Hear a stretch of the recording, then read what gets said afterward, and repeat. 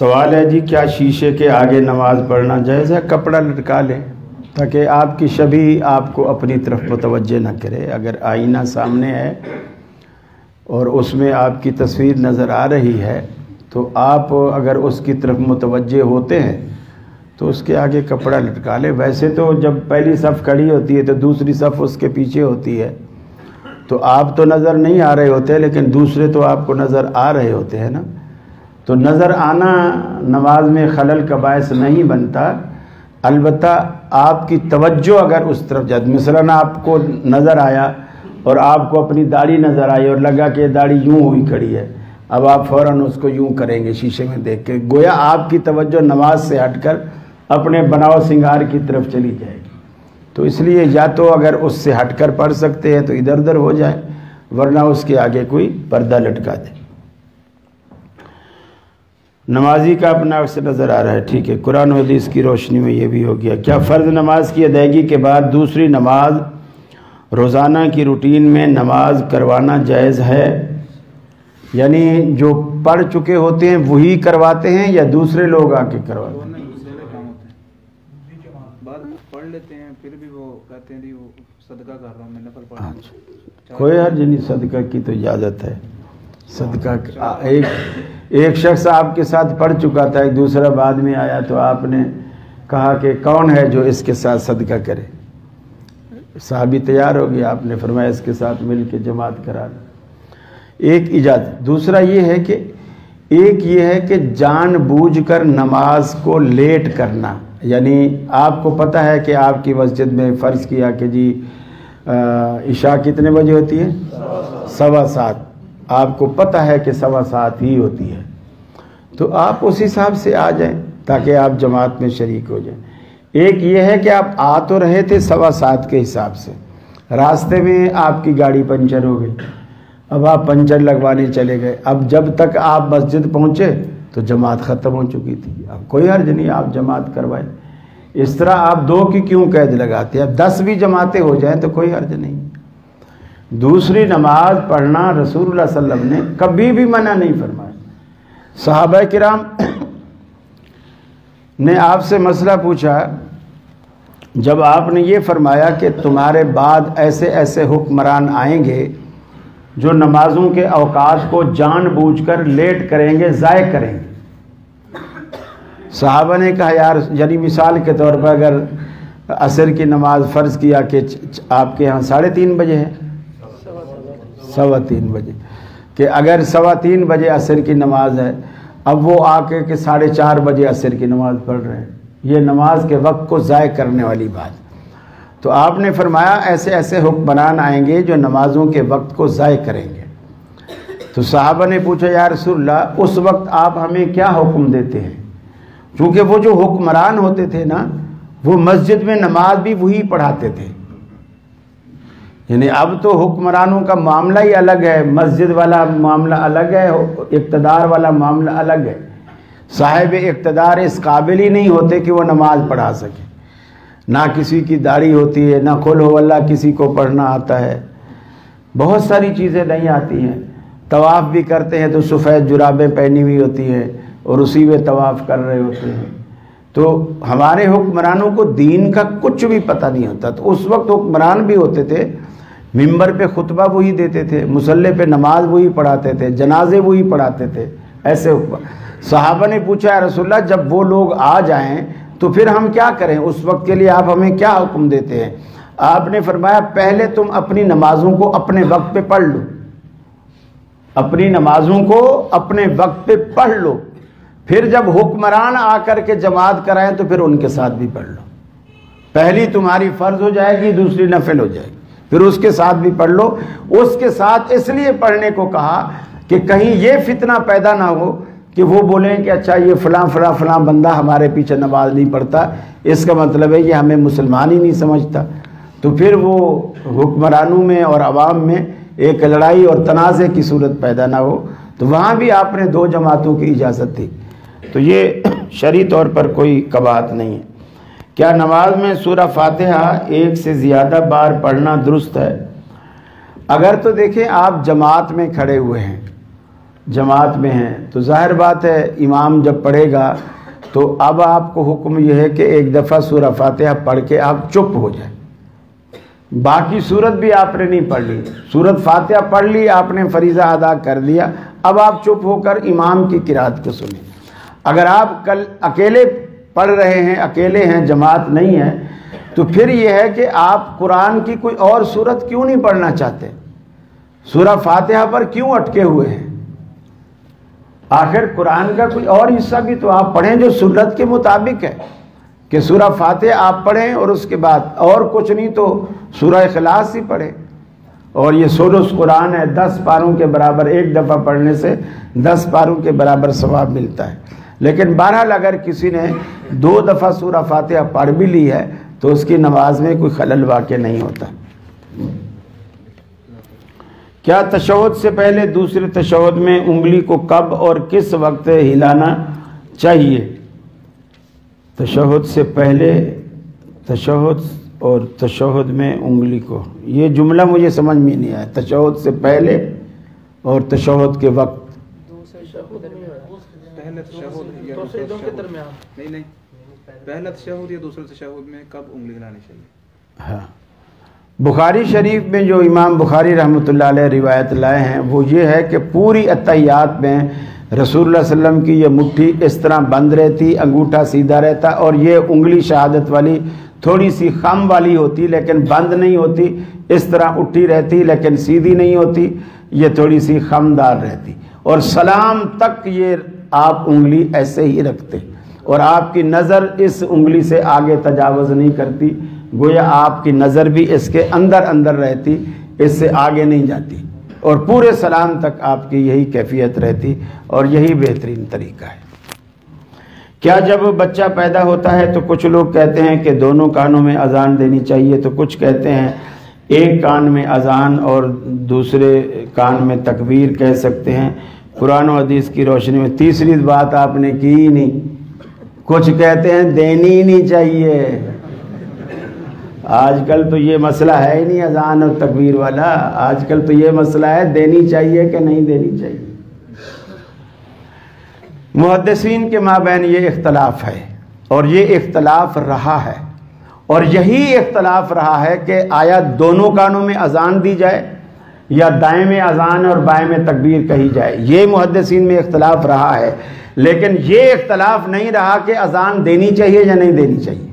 اور جس مولوی نے بھی آج فتویٰ دیا ہے نا, یقین مانی اسے قسم دلواؤ اس کے اپنے کان میں اذان دلی ہوئی ہے, اس لیے کہ یہ مسئلہ نیا ہے. وہ مولوی تو پرانا ہے, 50 سال تو اس کی عمر ہوگی, یہ مسئلہ 10-15 سال پرانا ہے. اس کے اپنے کان میں دلی ہوئی ہے اور دوسروں کو روک رہا ہے کہ بچوں کے کانوں میں اذان. دیکھو مسلمان کے گھر ایک چیز ٹھیک ہے, مرفوع روایت اس پر جو ہے حضرت حسن کے بارے میں, اس پر محدثین کا کلام ہے جی, وہ ضعیف روایت ہے, مرفوع روایت پر کلام ہے.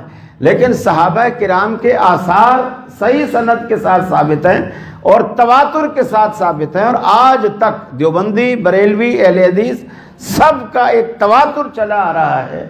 اور اللہ کے رسول فرماتے ہیں اللہ تعالیٰ میری امت کو کبھی بھی کسی بھی دور میں گمراہی پر جمع نہیں کرے گا. اللہ میری امت کو گمراہی پر جمع نہیں کرے گا. اب یہ پوری امت ایک گمراہی پر لگی ہوئی ہے صدیوں سے, ایسا نہیں ہو سکتا.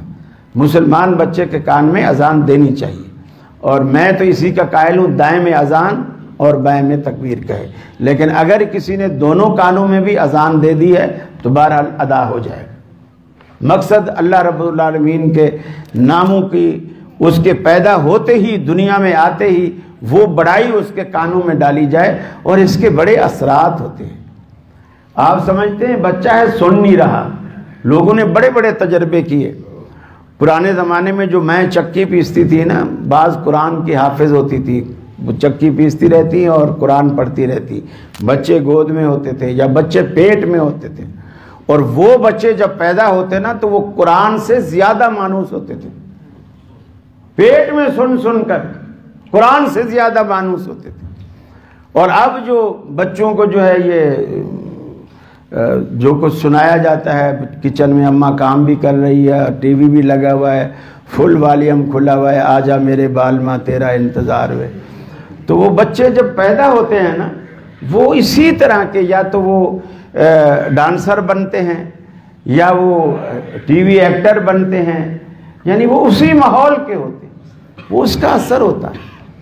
جب آپ بچے کے کان میں پہلی آواز یہ ڈالتے ہیں اللہ اکبر، اس کے بڑے اثرات ہیں اور دور رس اثرات ہیں. تو آپ بچوں کو اس سے محروم نہ کریں. کیا جب بچہ پیدا ہوتا ہے تو کچھ لوگ کہتے ہیں دونوں، اچھا یہ تو ہو گیا مسئلہ. بیوی کے جو حقوق شوہر کے ذمے ہیں، کیا ان میں ماہانہ جیب خرچ بھی شامل ہے؟ آپ اس کا آسان طریقہ یہ ہے کہ جو گھر کا خرچہ ہے نا وہ آپ بیوی کو دے دیں کہ گھر ہی تو چلا، آپ کو الگ سے جیب خرچ نہیں دینا پڑے گا، اور وہ خوش بھی ہو جائے گی چونکہ خرچے میں تو زیادہ پیسے آئیں گے نا. جیب خرچ میں تو آپ مقرر کریں گے 500 1000 1500 2000، لیکن وہ آپ دیں گے 15 20 ہزار، خوش بھی ہو جائے گی اور لڑے گی بھی نہیں. بھی دیکھ تو نے تو 1500 مانگے تھے نا، یہ لے میں نے 20,000 دیے، بس میں آفس سے دیر سے آؤں سویر سے آؤں جیسے بھی آؤں، اب گھر کا خرچہ تو چلانا، میں باہر سے کما کے لاؤں گا، اندر تو خرچ کرنا. بیوی بھی خوش، میاں بھی خوش. یہ خاوند کی ذمہ داری ہے. جیب خرچ ذمہ داری نہیں ہے، لیکن گھر کی ضروریات پوری کرنا جو جائز ضروریات ہے وہ خاوند کی ذمہ داری ہے. بیوی کی بھی الگ کوئی پرسنل ضروریات ہیں، یہ بھی زندگی کا ایک حصہ ہوتا ہے. جیسے خواتین کی بہت ساری چیزیں ہیں، آرٹیفیشل جیولری ہے یا آرائش و زیبائش کی کوئی چیزیں ہیں یا میک اپ کا کوئی سامان ہے. مردوں پر حرام ہے لیکن عورتوں کے لیے تو حلال ہے، تو اس کی ضرورت ہے، وہ آپ کے لیے بننا سنورنا چاہتی ہے تو آپ یہ چیزیں اسے لا کے دیں. موسم کے مطابق سردی میں کولڈ کریم چاہیے ورنہ ہاتھ پاؤں پھٹ جاتے ہیں، چہرے پھٹ جاتے ہیں، تو یہ چیزیں آپ اس کو فضول خرچی نہ کہیں، یہ ضرورت ہے. بچوں کی اسکول کی فیس ہے یا صبح بچے جاتے ہیں تو ان کے لیے بیکری کی کچھ چیزیں لے کے دینی پڑتی ہیں، تو یہ ساری چیزیں آپ وہ اس میں شامل کر کے اس کو گھر کا جو ہے وہ گھر کی آپ ملکہ بنا دیں. یہ بالکل یعنی اس میں آپ کی بھی عزت ہے. دیکھو اگر آپ اسے گھر کی ملکہ بنائیں گے تو وہ آپ کو کیا سمجھے گی؟ بادشاہ. دیکھیں، اور اگر آپ اسے گھر کی نوکرانی بنائیں گے تو وہ آپ کو کیا سمجھے گی؟ غلام. اور نوکر کا میاں بادشاہ تو نہیں ہو سکتا نا. تو اس لیے اپنی بھی عزت بناؤ اور اس کی بھی عزت بناؤ.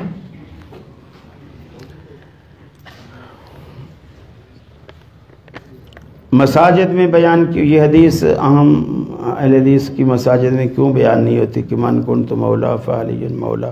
یہ بیان ہو نہیں گئی ہے، آپ نے جو لکھی ہے اسی مسجد میں لکھی ہے نا، اور میں نے اسے پڑھ کے سنائی ہے کہ اللہ کے رسول نے فرمایا جس کا میں مولا ہوں اس کا علی مولا ہے. اس کا مطلب ہے جس کا میں دوست ہوں علی بھی اس کا دوست ہے. اس میں کوئی حرج والی بات نہیں. ہم کہتے ہیں مانتے ہیں، صرف یہ ہے کہ کوئی صرف ایک نعرہ لگاتے ہیں اور اس میں مولا کا مطلب وہ الگ سمجھتے ہیں. ہم اس معنوں میں اسے بیان نہیں کرتے. ہم اس معنوں مولا تو آپ مولوی کو بھی کہتے ہیں، نہیں کہتے استاروں میں لکھتے مولانا فلاں. تو جب ایک مولوی گجرانوالا کا مولانا ہو سکتا ہے تو مدینے کا حضرت علی مولانا کیوں نہیں ہو سکتا؟ ہو سکتا ہے، لیکن جس معنوں میں ہم مولانا کہتے ہیں اس معنوں میں کہا جائے. دیکھیے مولا کا لفظ کثیر المانی ہے. مولا کے معنی سردار بھی ہے، مولا کے معنی غلام بھی ہے. حضرت اکرمہ کے بارے میں جہاں بھی آتا ہے مولا ابن عباس ساتھ آتا ہے کہ ابن عباس کا غلام. مولا کے معنی غلام بھی ہیں، مولا کے معنی دوست بھی ہیں، مولا کے معنی سردار بھی ہیں، مولا کے معنی جناب بھی ہیں، مولانا کے معنی سید بھی ہے. تو اس معنوں میں ہم جب استعمال کرتے ہیں تو دوست اللہ کے رسول نے فرمایا جو، اور ایک خاص موقع پر آپ نے فرمایا. کچھ لوگ حضرت علی کی برائی کر رہے تھے اور آپ کے پاس آ کے انہوں نے شکوہ کیا اس موقع پر رسول اللہ صلی اللہ علیہ وسلم نے فرمایا دیکھو جو مجھے دوست رکھتا ہے وہ علی کو بھی دوست رکھے، اور یہ بات سچ ہے۔ اس کے مزید الفاظ جس میں آپ نے فرمایا کہ تم یعنی علی میرے لیے ویسے ہی ہو جیسے ہارون موسیٰ، ٹھیک ہے، اس لیے کہ آپ چچیرے بھائی تھے نا، حضرت علی رسول اللہ صلی اللہ علیہ وسلم کے چچیرے بھائی تھے، تو اس حساب سے آپ نے کہا جس طرح موسیٰ علیہ السلام کے بھائی تھے ہارون، اور اسی طرح اور وہ بھی یعنی باپ کی طرف سے سوتیلے تھے، ماں کی طرف سے سگے تھے، حضرت ہارون تھے بھائی لیکن سوتیلے بھائی، تو اس طرح آپ نے فرمایا علی میرا چچیرا بھائی ہے، تو جس طرح موسیٰ کا بھائی ہارون تھا ان کے لیے، اسی طرح میرے لیے تو ہے، تو اس میں کوئی قباحت والی بات نہیں۔ اگر کوئی اعتراض ہے تو پھر اس کو واضح کریں۔ جناب وعلیکم السلام۔ جن معنی میں وہ لیتے ہیں نا مولا کو شاید وہ بھی بتا دیں تاکہ مسئلہ جو ہے وہ صحیح طرح بتا جائے۔ وہ تو نعوذ باللہ وہ تو یہ کہتے ہیں کہ اللہ کو بھی علی نے پیدا کیا ہے۔ اب یہ معنی ہم کہاں سے لیں گے؟ بلکہ ایک وہ مر گیا ہے جو وہ کہتا تھا، اس کے کلپ آج بھی موجود ہیں کہ اللہ کا خالق علی ہے۔ پاکستان جو بنا ہے یہ ذوالجناح جو دلدل ان کا نکلتا ہے اس کے گھوڑوں کے سموں کا صدقہ ہے۔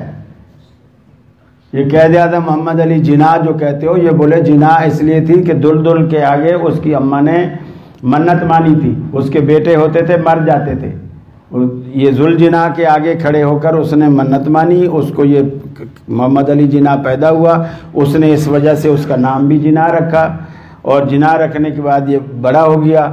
اب لوگ کہتے ہیں کہ جی یہ قائد اعظم نے پاکستان بنایا، اس نے نہیں بنایا ہے، یہ تو گھوڑے کے دموں کا صدقہ ہے۔ اب یہ معنی ہم کہاں سے مانیں گے؟ اصل میں وہ تو پورا آوے کا آوا ہی غلط ہے۔ شادی کے موقع پر لڑکی کو جہیز دینا اور سسرال کی طرف سے جہیز کا مطالبہ قرآن و حدیث کی روشنی میں وضاحت فرمائیں۔ جہیز کا جو مطالبہ ہے یہ 100% غلط ہے۔ لڑکے کو کوئی حق نہیں پہنچتا کہ وہ لڑکی والوں کو، دیکھیے ایک بندے نے آپ کو جگر کا ٹکڑا ہی کاٹ کے دے دیا، اب آپ اس سے کیا مانگیں گے؟ اور اس سے اور آپ کیا مانگنا چاہتے ہیں؟ یہ لسٹ تھما دینا لڑکی والوں کو کہ فریج ہو، گاڑی ہو، یہ ہو وہ ہو، ورنہ یہ ہم نہیں لیں گے، تو یہ ناجائز شرطیں ہیں۔ البتہ اگر کوئی شخص اپنی بیٹی کو اپنی حیثیت کے مطابق لڑکے والوں کی ڈیمانڈ کے بغیر کوئی چیز دینا چاہتا ہے تو کوئی حرج نہیں، آپ اسے دینے دیں، وہ اپنی بیٹی کو دے رہا ہے۔ مثال کے طور پر وہ ایسے گھر میں جا رہی ہے جس گھر میں واشنگ مشین نہیں ہے، اور اسے پتہ ہے کہ جب بہو جائے گی یہ سارا سسرال جو ہے اس کا یہ کپڑے میری بیٹی سے ہی دلوائے گا، تو وہ اس نے یہ سوچ کر واشنگ مشین دے دی ساتھ میں کہ چلو میری بیٹی کو تھوڑی سہولت ہو جائے گی، تو کوئی حرج نہیں، آپ دینے دیں، لیکن آپ مطالبہ نہیں کر سکتے۔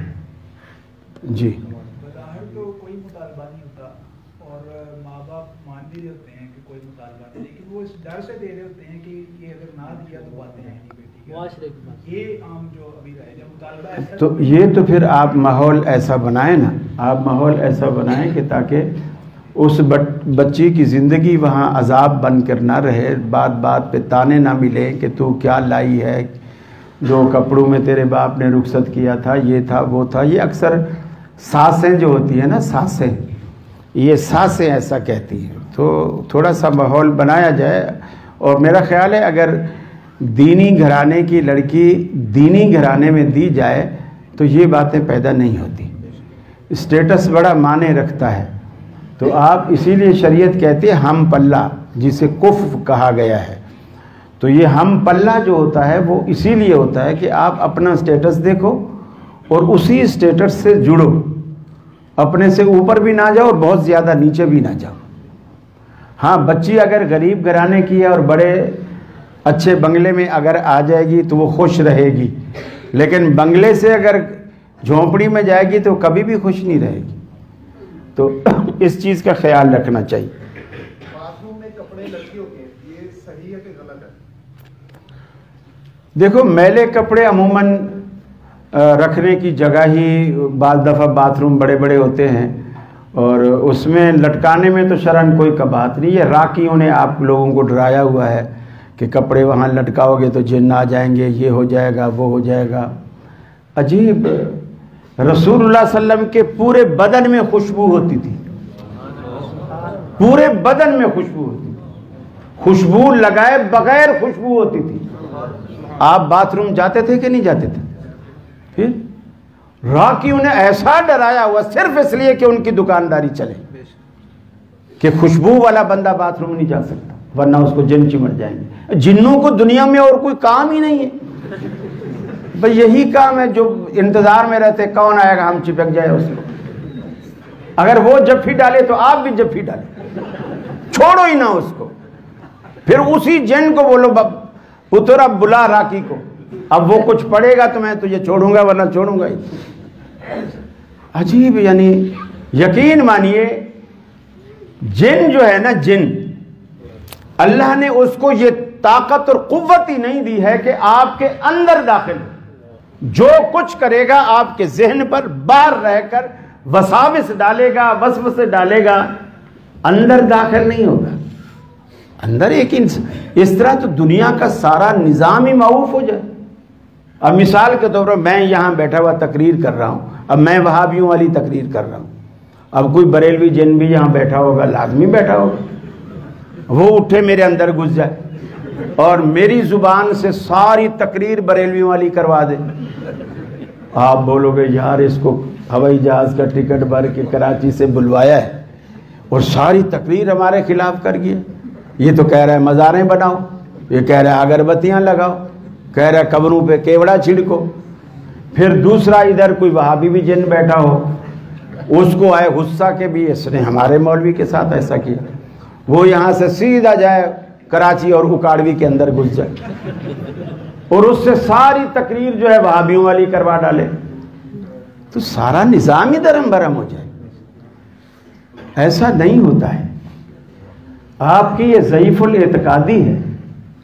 دیکھیے میں اکثر کہتا ہوں نبی کریم صلی اللہ علیہ وسلم نے مسجد میں آنے کی بھی دعا بتلائی, نکلنے کی دعا بتلائی, باتھ روم جانے کی دعا بتلائی, نکلنے کی دعا بتلائی, سیڑھی چڑھنے کی بھی بتائی, اترنے کی بھی بتائی, سواری پر بیٹھنے کی دعا بتائی, سفر کی دعا, گھر سے نکلنے کی دعا, گھر میں داخلے کی, ہر دعا سکھلائی. آپ ان راکیوں سے پوچھو, بلکہ وہ جو پیغام چینل پر بیٹھ کے جو تقریریں کرتے ہیں نا, آپ ان سے پوچھ, سفید داڑھی والے, آپ ان سے پوچھو کہ ایک دعا بتلاؤ جو اللہ کے رسول نے جن نکالنے کی بتلائی ہو, کہ جن اگر کسی کے اندر گھس جائے تو اس کو نکالنے کی کیا دعا ہے. آپ نے ہر دعا سکھلائی ہے, جن نکالنے کی دعا کیوں نہیں سکھلائی؟ کیوں نہیں سکھلائی؟ اس کا کیا جواب ہے؟ کہ وہ جاتا ہی نہیں. تو اللہ کے بندے, آپ پڑھے لکھے ہو, پڑھے لکھے شہر میں رہتے ہو, تو تھوڑا سا کچھ تو اپنی عقل استعمال کرو. کراچی میں ایک دوست میرے پاس آیا اور مجھے کہنے لگے کہ جی قاری صاحب آپ کا تو ہمیں کوئی فائدہ نہیں. میں نے کہا بھی تیرے کو کیا فائدہ چاہیے؟ بولے میرے اوپر 17 جن چڑھے ہوئے ہیں اور آپ کچھ کر ہی نہیں رہے. اس کو ایک بندے نے اتنا ڈرایا ہوا. میں نے کہا کیسے تیرے اوپر 17 جن چڑھے ہوئے؟ بولے وہ فلانا تھا, وہ کراچی میں ایک علاقہ ہے منظور کالونی, فلانے کو اس نے نام لیا, میں نام لینا نہیں چاہتا اس لیے کہ وہ بندہ آپ کے پنجاب کا ہے, وہاں اس کی دکان ہے اسی طرح کی. میں فلاں بندے کے پاس گیا تھا, اس نے مجھے دم کیا, خود جن نے, جو میرے اندر جن تھے نا, انہوں نے اس کو بھی دھکا دیا. یعنی اس نے جب پھونک ماری نا, پھونک مار کر ایسے, وہ جو پھونک مارنے والا تھا وہ ایسے پیچھے کی طرف گرا, پھر سیدھا ہو کے بیٹھا. یہ طریقہ واردات ہے تاکہ آپ کو یقین آئے کہ میرے اوپر کوئی اتنی طاقتور بلا ہے کہ خود مولوی کو بھی دھکا دے دیا اس نے. پھر وہ سنبھل کے بیٹھ بھی گیا, تھوڑی دیر بعد سنبھل کے بیٹھ بھی گیا. اب اس نے کہا ارے اقبال بھائی, اس کا نام اقبال بھائی, آپ کو کیا بتاؤں, آپ کے اوپر 17 جن ہیں اور 17 کے 17 افغانی ہیں, اور یہ معمولی پڑھائی سے جاتے بھی نہیں, بہت ضدی جن ہوتے ہیں. مجھے پورا ہفتہ پڑھائی کر کے ان کو نکالنا پڑے گا اور 40,000 روپے لگیں گے، 40,000 روپے لگیں گے۔ میرے بھائیو، آپ وہ یہ جو آخری 2 صورتیں ہیں، آیت الکرسی ہے، سورہ فاتحہ ہے، آپ یہ بچوں کو بھی یاد کرا دو، بیوی کو یاد کرا دو، خود یاد کر لو، اپنے ہاتھوں پہ پھونکو اور ہاتھوں کو پورے جسم پہ گھما لو۔ یقین مانیے اللہ کے حصار میں، اللہ کی حفاظت میں، اللہ کی پناہ میں آپ لوگ آ جائیں گے۔ جن کا باپ بھی آپ کو کچھ نہیں کہہ سکتا۔ یہ ساری چیزیں اللہ نے انسان کو اشرف بنایا ہے۔ اشرف کا یہ مطلب ہوتا ہے کہ ہر کسی سے ڈرتا پھرے، یہ اشرف ہوتا ہے۔ آپ تھوڑا سا اپنے اندر سمجھ پیدا کریں۔ وضو پر ویڈیو کا شرعی حکم نہیں، تصویر پر۔ دیکھو میری تصویر تو آپ بنا رہے ہیں ویڈیو، اور مسئلہ بھی آپ مجھ سے پوچھ رہے ہیں، یہ تو ان سے پوچھے نا جو بنا رہا ہے۔ میں نے تو نہیں کہا کہ میری ویڈیو بناؤ گے تو میں تقریر کروں گا ورنہ نہیں کروں گا، یہ تو ان سے مسئلہ پوچھے۔ دیکھیے کوئی چیز جائز اور ناجائز جو ہوتی ہے نا، وہ مقصد پر ہوتی ہے کہ اس کا مقصد کیا ہے۔ ابھی آپ مسجد میں جتنے لوگ بیٹھے ہوئے ہیں، ابھی آپ نے صرف اتنے لوگوں نے سنا، اب یہ ان کا جو غالباً میں سمجھا ہوں، ان کا جو مقصد ہوگا وہ یہ ہوگا کہ یہ یوٹیوب پر یا فیس بک پیج پر اس کو جا کے چڑھائیں گے، تو جو لوگ یہاں نہیں ہیں وہ بھی سنیں گے۔ اب یہ ایک نیک مقصد ہے، یعنی ان کا مقصد تبلیغ ہے، اشاعت ہے، زیادہ لوگوں تک اس میسج کو پہنچانا ہے، یہ مقصد نیک ہے۔ اور ایک یہ ہے، جیسے ابھی میں مسجد سے نکلوں گا نا، بہت سارے لوگ آئیں گے، قاری صاحب ایک سیلفی ہو جائے، وہ مجھے چلتے چلتے بس وہ زبردستی کوئی ہاتھ ملا رہا ہوگا، دوسرے کو بولے گا میں ہاتھ ملاؤں گا تو فٹافٹ تصویر بنا لیں گے۔ تو یہ بیکار چیزیں ہیں۔ سیلفی کہیں گے، سیلفی، ہاں، یعنی وہ جب تک ہم سیلفی نہیں بن سکتے جب تک سیلفی نہ بنوائیں، تو یہ چیز جو ہے یہ بیکار ہے۔ یا جس طرح شادیوں میں عموماً دولہا اتر رہا ہے، دلہن گاڑی سے اتر رہی ہے، اسٹیج پہ چڑھ رہی ہے، سہیلیوں نے دائیں بائیں اس کا وہ گھاگرا سا پکڑا ہوا ہے، اور کس طرح مسکرا رہی ہے، کس طرح سہیلیوں سے باتیں، سارا، یعنی وہ جو دولہا کے لیے سجی ہے، سب سے پہلے اس کی زیارت ویڈیو والا کرتا ہے۔ کتنی بے غیرتی کی بات ہے۔ اور اگر وہی ویڈیو والا 6 مہینے کے بعد اسی بندے کے گھر میں آئے جنہوں نے 70,000 روپیہ دے کر اس سے ویڈیو بنوائی تھی، اسی گھر میں آئے اور کہے میں تمہیں 10,000 دیتا ہوں، دلہن کو جلدی سے بولو تیار ہو جائے میں ویڈیو بناؤں گا، تو وہ کیا کہے گا؟ بنانے دے گا؟ ڈنڈے مارے گا۔ اب اس کی غیرت جاگی ہے، اب وہ پیسے بھی دے رہا ہے، نہیں بنوا رہا، اور خود 70,000 دے کے بنوائی ہے۔ عجیب فلسفے ہیں ہماری قوم کے جو سمجھ سے بالا تر ہیں۔ رفع الیدین فرض ہے، نماز میں رکوع کرنے کے بعد ہاتھ سینے پر باندھنے چاہیے یا چھوڑنے چاہیے؟ دیکھیے رفع الیدین فرض، واجب، سنت، یہ اصطلاحیں سب بعد کی ہیں۔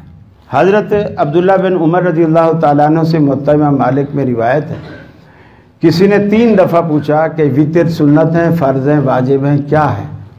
انہوں نے تینوں دفعہ ایک ہی جواب دیا، یار ہم نہیں جانتے، اللہ کے رسول پڑھتے تھے اس لیے ہم کرتے ہیں۔ تو اس کا جواب یہ ہے، ہم نہیں جانتے رفع الیدین فرض ہے، سنت ہے، واجب ہے، اللہ کے رسول نے کی ہے اس لیے ہم کرتے ہیں۔ رکوع کے بعد سینے پر ہاتھ باندھنا چاہیے یا چھوڑنا چاہیے؟ جو سینے پر ہاتھ باندھتے ہیں وہ بھی کہتے ہیں کہ نص صریح اس پر موجود نہیں ہے۔ ہمارے کراچی میں ہمارے شیخ عبداللہ ناصر رحمانی حفظہ اللہ اور شیخ بدیع الدین شاہ صاحب راشدی رحمہ اللہ وہ باندھا کرتے تھے، اور ناصر صاحب اب بھی باندھتے ہیں۔ تو لیکن ان سے جب کوئی مسئلہ پوچھے تو وہ یہی جواب دیتے ہیں کہ نص صریح اس پر نہیں ہے، البتہ استنباط ہے بعض روایات سے، بعض چیزوں سے۔ اور اسی طرح جو ہاتھ چھوڑتے ہیں، اگر آپ ان سے بھی پوچھیں کہ چھوڑنے کی کوئی نص موجود ہے تو نص صریح ان کے پاس بھی نہیں ہے۔ نہ حدیث میں یہ ہے کہ اللہ کے رسول رکوع کے بعد ہاتھ لٹکا دیتے تھے، نہ یہ صراحت ہے، اور نہ یہ صراحت ہے کہ اللہ کے رسول ہاتھ واپس سینے پر باندھ لیتے تھے، نہ یہ صراحت۔ اب ان کے پاس بھی ایک الفاظ وہ یہ ہے، سنن نسائی میں بھی ہے، مسند احمد میں بھی ہے، وہ یہ ہے کہ اذا قام فی الصلاۃ، اللہ کے رسول جب بھی نماز میں کھڑے ہوتے تھے، وضع یدہ الیمنی علی یدہ الیسری علی صدرہ، آپ اپنا دایاں ہاتھ بائیں کے اوپر رکھ لیتے تھے۔ تو جب آپ دایاں ہاتھ بائیں کے اوپر رکھ لیتے تھے، اس کا مطلب ہے باندھ دیتے تھے۔ جب بھی کھڑے ہوتے تھے، اذا قام فی الصلاۃ، نماز میں جب بھی کھڑے ہوتے تھے، وہ کہتے ہیں رکوع کے بعد بھی بندہ چونکہ کھڑا ہوا ہے تو لہذا ہاتھ باندھے گا، کیونکہ حدیث میں جب بھی کھڑے ہوتے تھے۔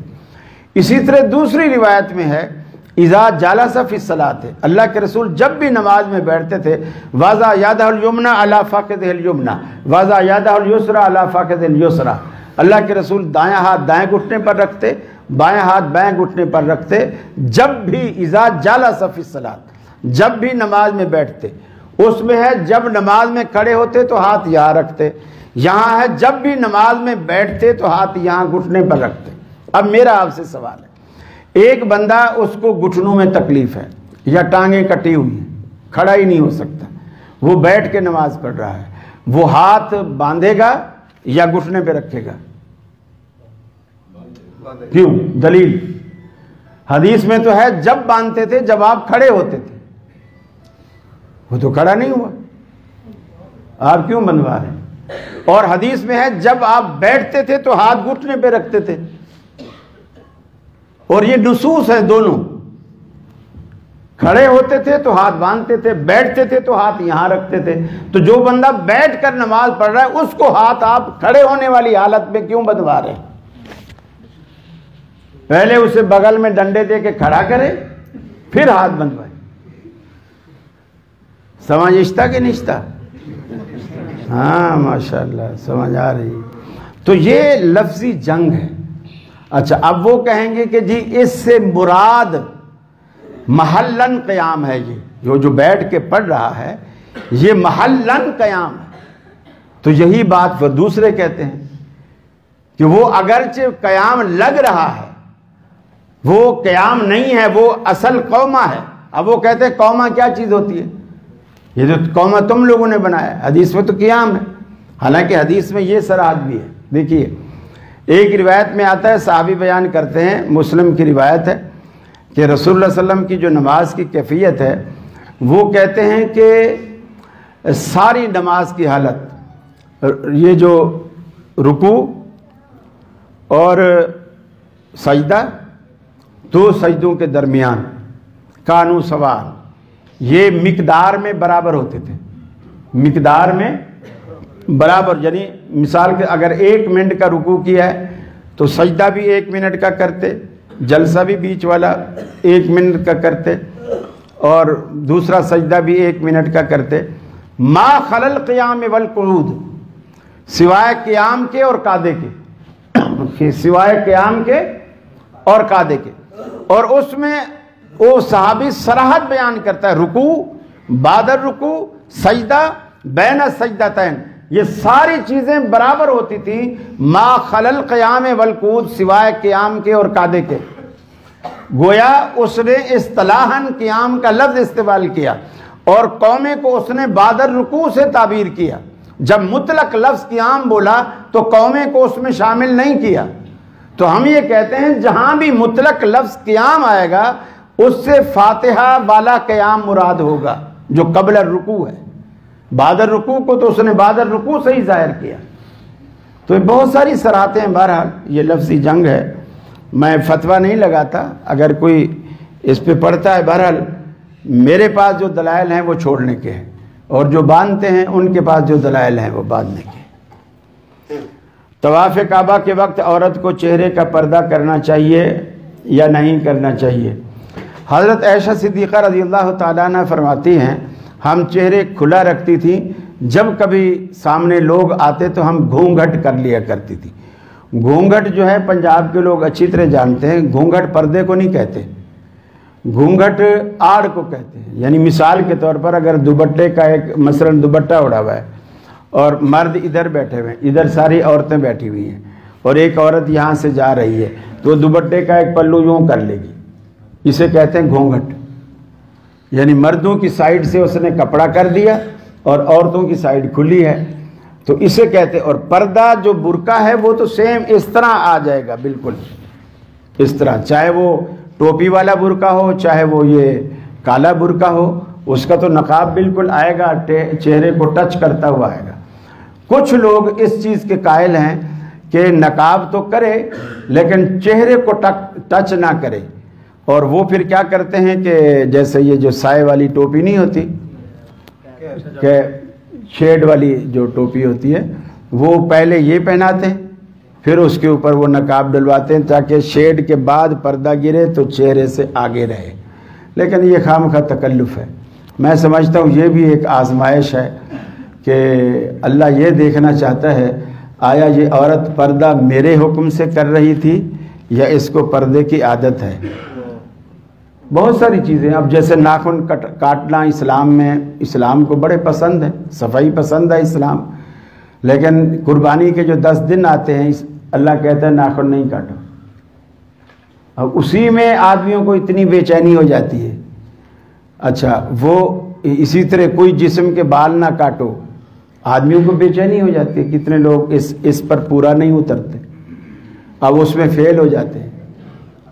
تو اللہ بعض دفعہ بعض جائز چیزیں بھی روک کر اس کو آزماتا ہے۔ اب دیکھیے رمضان میں آپ صرف رات کو بیوی کے پاس جا سکتے ہیں، دن میں چونکہ روزہ ہوتا ہے آپ نہیں جا سکتے، لیکن جب آدمی رمضان میں آخری عشرے میں اعتکاف بیٹھا ہوتا ہے تو وہ رات کو بھی نہیں جا سکتا، حالانکہ بیوی جائز ہے، اس کے لیے حلال ہے، لیکن اللہ نے یہ 10 دن اس کو روک دیا۔ ویسے آپ ہر روز گھر جائیں، لیکن آپ ان 10 دنوں میں اگر اعتکاف بیٹھے ہیں تو آپ گھر بھی نہیں جا سکتے۔ آپ کو کوئی چیز منگوانی ہے تو کسی سے منگوا لیں، ہاں بیوی آپ کو ملنے آ سکتی ہے مسجد میں اعتکاف میں، اسی معتکف میں آپ سے ملے گی، جو بھی گھر کی ضروری بات ہے مشورہ ہے کرے گی، پھر چلی جائے گی، آپ بھی اس کو مسجد کے دروازے تک چھوڑنے جا سکتے ہیں۔ تو اس طرح یعنی کچھ چیزیں ایسی ہوتی ہیں کہ اللہ تعالیٰ نے، بہرحال میں اس بات کا قائل ہوں کہ وہ حالت احرام میں اگر عام طواف کر رہی ہے تو اس میں پردہ کرے گی، ہر صورت کرے گی۔ حالت احرام میں عورتوں کا الگ سے احترام نہیں ہوتا، یعنی احرام الگ سے نہیں ہوتا ہے، وہی کپڑے ہوتے ہیں جو گھر والے ہوتے ہیں، بس اسکارف وغیرہ ایسا ہو، بال سارے چھپے ہوئے ہوں، اور جس طرح عموماً ایرانی عورتیں جو ہیں وہ کرتی ہیں، اس کو اسکارف ہی بولتے ہیں میرا خیال ہے، کہ فیس کا ایریا کھلا ہوتا ہے باقی سارا ڈھکا ہوتا ہے، صرف حالت احرام میں، باقی ہر حالت میں وہ پردہ کرے گی، واللہ اعلم بالصواب۔ لیکن کچھ علماء کا ہم میں بھی یہی نقطہ نظر ہے کہ وہ ہر صورت پردہ کرے گی۔ ناخن پالش لگی ہو تو عورتیں نماز پڑھ سکتی ہے؟ ناخن پالش ناخن کو رنگ نہیں دیتی بلکہ اوپر اپنی لیئر چڑھاتی ہے، اسی لیے اس کو جب سوکھ جاتی ہے آپ اگر ناخن سے کھرچنا چاہیں تو وہ چھلکا اترتا ہے، تو جب وہ لگا کر وضو کرے گی تو گویا وہ ناخن اس کے خشک ہی رہیں گے، پانی چھلکے کے اوپر لگے گا، ناخنوں کو نہیں لگے گا، تو وضو نہیں ہوگا۔ ہاں اگر وضو پہلے کر لے اور ناخن پالش کے اندر کوئی ناجائز چیز، حرام چیز اس کے اندر نہیں ہے، مجھے چونکہ اس کے نسخے کا معلوم نہیں اس لیے بتا رہا ہوں کہ اگر اس میں کوئی حرام چیز نہیں ہے تو ناخن پالش سے پہلے اگر وضو کر لے اور پھر اوپر ناخن پالش لگا لے تو اس کا وضو جب تک برقرار ہے تو برقرار ہے، اور جب نیا وضو بنائے گی تو ناخن پالش پھر اسے اتارنی پڑے گی۔ یہ ہو گیا۔ نماز با جماعت کی ویڈیو بنانا جائز ہے؟ یہ ویڈیو کا ہو گیا یار۔ جادو، دم، درود کرتے ہیں جو قیمت کے ڈیمانڈ کی جاتی ہے، یہ بھی میرا خیال ہے ہو گئی ہے بات۔ دوسری طرف بھی ہے۔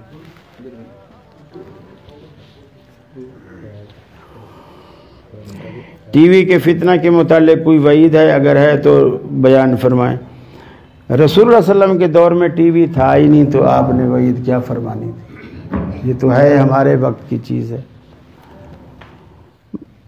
اصل میں کوئی بھی ایجاد ہے نا، ایجاد بری نہیں ہوتی، اس کا استعمال اسے اچھا یا برا بناتا ہے۔ اس کا جو استعمال ہے، مثلا چھری ہے، چھری بنانے والی نے چھری بنائی، اب اگر یہ آپ مہمانوں کے ہاتھ میں دیں اور آگے پلیٹ میں سیب رکھ لیں تو یقیناً آپ کو ثواب ملے گا۔ اور ایک بندہ کہہ رہا ہے یار میں فلانے گھر میں ڈاکہ ڈالنے جا رہا ہوں، آپ نے اسے چھری پکڑا دی کہ اگر راستے میں کوئی رکاوٹ بنے تو اس سے اپنا کام کر لینا۔ اب وہ چھری ظاہر بات ہے اس کے لیے گناہ میں تعاون ہے، تو اس کا استعمال اسے اچھا یا برا بناتا ہے۔ تو یہ دیکھا جائے گا کہ آپ اس چیز سے، ٹی وی ہے یا کوئی بھی چیز ہے، آپ اس سے کر کیا رہے ہیں۔ اگر آپ اس سے تبلیغ کا کام لینا چاہتے ہیں تو یقیناً وہ آپ کے لیے باعث ثواب بھی بن سکتا ہے، اور آپ اگر اس سے فحاشی اور یعنی پھیلانا چاہتے ہیں تو وہی چیز آپ کے لیے گناہ کا باعث ہے۔ مشرک کا جنازہ پڑھنا چاہیے، نہیں پڑھنا چاہیے۔ رسول اکرم صلی اللہ علیہ وسلم نے پڑھا، ابئی، یہ جو تھا عبداللہ بن ابئی جو رئیس المنافقین تھا، اس کا جنازہ پڑھا، حضرت عمر نے روکا، آپ نہیں رکے۔ جب آپ نے پڑھا لیا تو اب جبریل امین آئے کہ اللہ کے رسول آج کے بعد آئندہ لا تصلی علی احد منہم مات ابدا ولا تقم علی قبر، آج کے بعد ایسے بدبختوں کا نہ کبھی جنازہ پڑھنا اور نہ ان کی قبر پر آنا کبھی۔ تو اب جو ہے وہ منع ہے۔ مشرک کے پیچھے نماز پڑھنا کیسا ہے؟ ناجائز ہے۔ مشرک امام نہیں بن سکتا، مشرک امام کے قابل ہی نہیں، اس کی اپنی نماز نہیں ہوگی چاہے جائے کہ آپ اس کی اقتداء کریں اور اس کو امام بنائیں، اسے اتنی ساری عزت دیں، یہ مناسب نہیں۔ اچھا یہ بتائیں کہ جیسے درس کا ایک وقت تھا نا کہ آدھا گھنٹہ، سوالوں کا بھی کوئی وقت ہے؟ کیونکہ صبح ایک جگہ درس ہے، صبح فجر میں درس ہے۔ اچھا اب یہ ہے کہ جو سوال میرے پاس آ چکے ہیں میں ان کو دیکھ لیتا ہوں معذرت کے ساتھ۔ اگر اور سوال ہیں تو وہ جگہ کا کیا نام ہے؟ کنال ویو ابو بکر مسجد میں صبح درس ہے، اور یہاں تو میرے خیال ہے انہوں نے آپ کو کچھ نہیں کھلایا اور نہ ہی کھلانے کا ارادہ رکھتے ہیں، تو وہاں انہوں نے 400-500 بندے کا بہترین ناشتہ بنایا ہوا ہے، اور وہ آپ کو ناشتہ بھی کروائیں گے اور یہاں والی کسر بھی وہ نکلوائیں گے انشاءاللہ۔ بیمار ہے، کھانسی شدید ہے، اس کی وجہ سے پیشاب کے قطرے خارج ہو جاتے ہیں، بار بار وضو کرنا چاہیے کہ نماز پڑھ سکتے ہیں؟ ہر نئی نماز میں نیا وضو کرے، مثلا ظہر کے لیے ایک دفعہ کر لیا وضو، پوری ظہر کی نماز پڑھ لے، پھر عصر کے لیے ایک وضو کر لیا، عصر پوری پڑھ لے، اس طرح، اور پیڈ وغیرہ کا استعمال کرے۔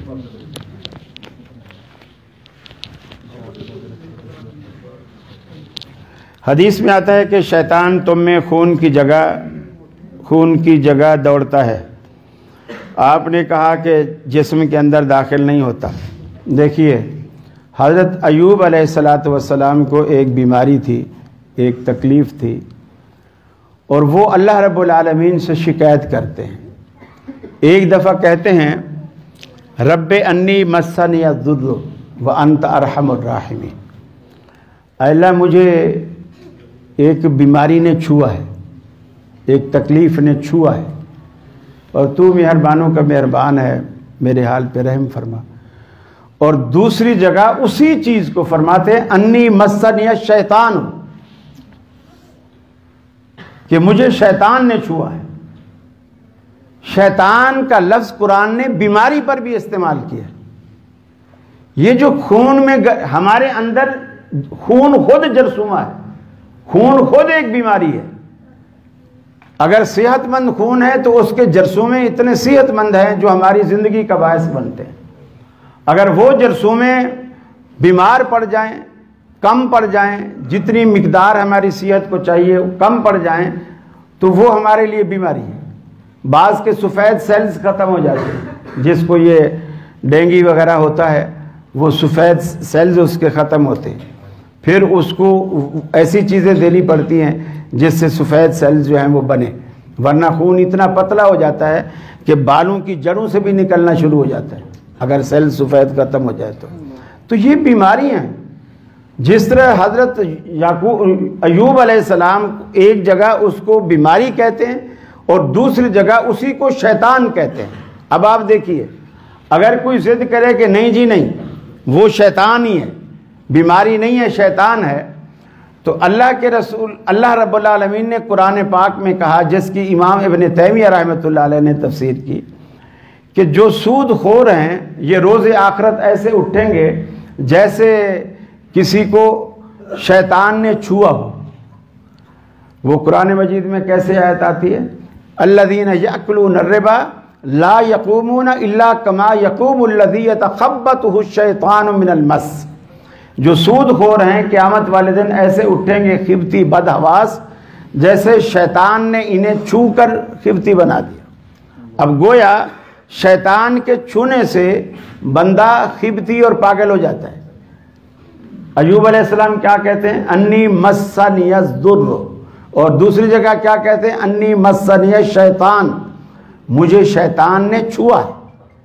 تو حضرت ایوب علیہ السلام میں کچھ دماغ میں کوئی اس طرح کا فطور خلل کوئی آیا شیطان کے چھونے سے؟ اگر اس سے مراد شیطان ہی ہے، آیا کچھ؟ نہیں آیا. تو یہ وہ شیطان نہیں ہے، وہ بیماریاں ہیں جو وہ جس کے جرثومے ہمارے اندر گھومتے ہیں، خون میں ہی گردش کرتے ہیں. اور ظاہر بات ہے ہر بیماری اور انجیکشن بھی لگتا ہے تو ہماری اصلاح خون کے ذریعے کرتا ہے. بلڈ کے جو جرثومے ہیں وہ ایک میسنجر ہیں جو اس دوائی کا میسج لے کر کے پورے جسم میں ہر جگہ پہنچا دیتے ہیں، اور جس سے آدمی دھیرے دھیرے ٹھیک ہونا شروع ہو جاتا ہے. تو یہ وہ شیطان نہیں ہے جو اندر گھستا ہے. اچھا پھر وہ میں حیران ہوتا ہوں، یہ جتنے بھی راکی ہیں آپ کو تو بولیں گے آپ میں جن ہے اور آپ ہم سے علاج کروانا، اور خود کے کبھی گھٹنے میں بھی درد ہونا سیدھا ہڈی والے ڈاکٹر کے پاس جاتے بھی تو اپنا بھی دم کر. جب تیرے دم میں اتنی طاقت ہے، تو بڑے بڑے طاقتور افغانی جن بھی نکال دیتا ہے، تو اپنا گھٹنا بھی ٹھیک کر. خود جو ہے وہ ہسپتال جائیں. یہ ایسے بکھنڈ بنائے ہوئے انہوں نے. بعض بھائیوں کو شلوار اور پیٹ یا کپڑا وغیرہ ٹخنوں سے نیچے، پینٹ ٹخنوں سے نیچے ہوتا ہے یعنی بڑھا ہوا ہوتا ہے. بعض علماء نے فتاویٰ دیا ہے کہ نماز کے دوران لباس بھی سجدہ کرتا ہے، لہٰذا اس کو فولڈ کریں. کیا فولڈ نہ کریں؟ اصل میں کچھ لوگوں کے درزی بڑے ایماندار ہوتے ہیں، جتنا کپڑا دو سارے کا سارا لگا دیتے ہیں، اس لیے آپ کی شلوار پجامہ پینٹ بڑی ہو جاتی ہے. اللہ کے ولی یہ مسئلہ مسجد میں آ کر شروع نہیں ہوتا کہ جی جب آپ مسجد میں آئیں تو پینچے اوپر کریں، پینٹ اوپر کریں، پجامہ اوپر کریں. یہ مسئلہ یہاں سے شروع نہیں ہوتا. یہ مسئلہ وہاں سے شروع ہوتا ہے جب آپ کپڑا خرید کر اپنے درزی کو سلوانے کے لیے دیتے ہیں اور اپنے جسم کی پیمائش کروا رہے ہوتے ہیں. یہ مسئلہ وہاں سے شروع ہوتا ہے. آپ پیمائش ہی ٹخنے سے اوپر کی کروائیں. مولویوں کی شلواریں کیوں نہیں ٹخنے سے نیچے جاتی؟ وہ نہیں فولڈ کرتے، اس لیے کہ ہم سلواتے ہی اتنی ہیں. ناپ وہ جو جب گزی دیتا ہے نا انچی ٹیپ، ہاں بھی مولوی صاحب کہاں باندھتے ہو وہیں رکھ لو، ہم یہاں ناف کے برابر والے ایریے میں یہاں رکھ لیتے ہیں اور ہماری عادت ہے یہی باندھتے ہیں. یہاں رکھ لی، اب نیچے اس کو کہتا ہے بھی ٹخنے سے اوپر، تیار ٹخنے سے اوپر رکھنا، تو وہ اس حساب سے بنا دیتا ہے. کبھی بھی ہماری شلواریں نیچے نہیں بنتی. تو اس طرح یہ آپ کا اپنا قصور ہے. آپ درزی کے پاس جب جاتے ہیں یہ مسئلہ وہاں سے شروع ہوتا ہے اور وہیں اس کی اصلاح ہونی چاہیے.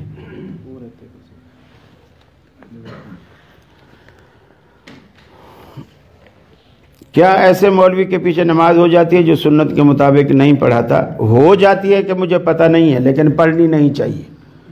جو نماز سنت کے مطابق نہیں پڑھاتا اس کے پیچھے نماز پڑھنی نہیں چاہیے. ہوتی ہے یا نہیں ہوتی ہے اس کا مجھے علم نہیں ہے. ہونے کا مطلب یہ ہوتا ہے اللہ نے قبول کر لی، اور نہ ہونے کا مطلب یہ ہوتا ہے اللہ نے قبول نہیں کی. تو مجھے کیا پتا؟ اللہ کی قبول کرنے نہ کرنے کا مجھے کیا پتہ. البتہ جو سنت کے خلاف پڑھاتا ہے اس کے پیچھے پڑھنی نہیں چاہیے. دوسرے مسالک میں رفع الیدین دیگر سنت وغیرہ کا اہتمام نہیں کیا جاتا، تو ٹھیک ہے، اس کا جواب ہو گیا. مسجد میں گفتگو کرنا، بعض بھائی نماز کے 2-3 منٹ بعد گفتگو شروع کر دیتے ہیں جبکہ نمازی فرض اور سنن ادا کر رہے ہوتے ہیں. خیر اگر وہ بات چیت کرنا چاہتے ہیں تو کریں، لیکن آواز اتنی رکھیں کہ جو دوسرے لوگ نماز پڑھ رہے ہیں ان کو تکلیف نہ ہو. بس ہم ان کو بات سے نہیں روک سکتے. اللہ کے رسول نے کبھی بھی کسی کو مسجد میں بات کرنے سے نہیں روکا، بس یہ کہا ہے کہ اچھی باتیں کرو، بری بات نہ کرو. اور بری بات تو آپ بازار میں بھی کریں گے تو بری ہے، بری باتوں سے روکا ہے، اچھی بات سے کہیں بھی نہیں روکا ہے. اور یہ بھی لوگوں نے بنایا ہوا ہے کہ وضو کے دوران باتیں کرنی منع ہے، کھانے کے دوران باتیں کرنی منع ہے. کہیں منع نہیں، نہ کھانے کے دوران نہ وضو کے دوران. یہ وضو کے دوران والی حدیث انتظامیہ نے خود گھڑی ہے. جہاں مسجد میں پانی کی کمی ہوتی ہے، اب لوگ باتیں کر رہے تو ٹوٹی کھلی ہوئی ہے، پانی ضائع جا رہا ہے، انہوں نے حدیث بنا کے لکھ دی کہ وضو کے دوران باتیں کرنی منع ہے. بھی تم ویسے سختی سے کہہ دو کہ وضو گھر سے کر کے آؤ، حدیث ضرور بنانی ہے. اچھا اب وہ کھانے کے دوران باتیں کرنی. وہ ایک مولوی سے کسی نے دعوت کے موقع پر جب دسترخوان پہ بیٹھے، چیزیں بڑی اچھی اچھی تھی، اب مولوی سے سوال کر لیا. اب سوال تو ہوتا ہے چھوٹا سا، اب جواب ہوتا ہے لمبا. اب مولوی بے وقوف تھا، جواب دینے بیٹھ گیا. اب جب جواب پورا ہوا دیکھا تو دسترخوان پہ سارا تھال ہی خالی. اس نے فتویٰ دے دیا کہ کھانے کے دوران باتیں کرنی حرام ہے. تو یہ ضرورت ایجاد کی ماں ہے. یہ اس طرح کی روایتیں ہیں، باقی حقیقت اس کے اندر کچھ بھی نہیں. دیکھیے انشورنس کی کوئی بھی شکل، چاہے اس کو آپ بیمے کا نام دیں یا اسلامی بینکوں کا تکافل کا نام دیں، لائف انشورنس دیں، یا جسم کے مختلف پارٹس کی انشورنس ہے، یا فیوچر کی انشورنس ہے، بچوں کی انشورنس ہے، ان کی تعلیم کی انشورنس ہے، یہ سب ناجائز ہے. اس لیے کہ کوئی کسی کا ذمہ دار نہیں. لا تزر وازرۃ وزر اخری، کوئی دوسرے کا بوجھ اٹھانے کو تیار نہیں. اسلامی بینک والے کہتے یہی ہیں اس کو کفالت کہ دیکھو جی صحابہ کرام کے دور میں ایسا ہوتا تھا، کوئی کمزور ہو جاتا تھا، بیمار ہو جاتا تھا، کوئی نقصان ہو جاتا تھا، سارے مل کے اس کی ہیلپ کرتے تھے. یہ تو ہم کہہ سکتے ہیں کہ یہ آپس میں تکافل ہے. لیکن جو بینکوں نے شروع کیا یہ تکافل اس لیے نہیں کہ یہ اس کی مدد کرتے ہیں جو ان کا پریمیم خریدے، ہر مہینے ان کو منتھلی پے کرے، یہ اس کی مدد کریں گے. صحابہ تو ایسا نہیں کرتے تھے کہ لوگ پیسے دیں گے تو ہم ان کی ہیلپ کریں گے. تو اس لیے کہ وہ تو میزان بینک کے چیئرمین ہیں نا بابا. مجھے بھی آپ چیئرمین بنا دے تو ہو سکتا ہے میرے موقف میں بھی لچک آ جائے.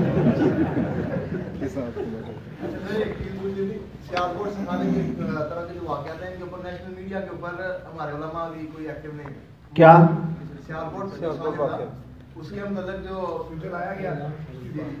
تو سب نے کہا، میرے پیج پر آج تک لگا ہوا ہے. ایک نیریٹو تو میڈیا بلڈ کرتا ہے نا، تو اس کے اگینسٹ ہمارے جو علماء ہیں وہ ان کی اتنی ووکل ان کی آواز نہیں ہے. وہ تو بوڑھے ہیں نا، ہمارے امیر بوڑھے ہیں، آواز تو جوانوں کی ہوتی ہے.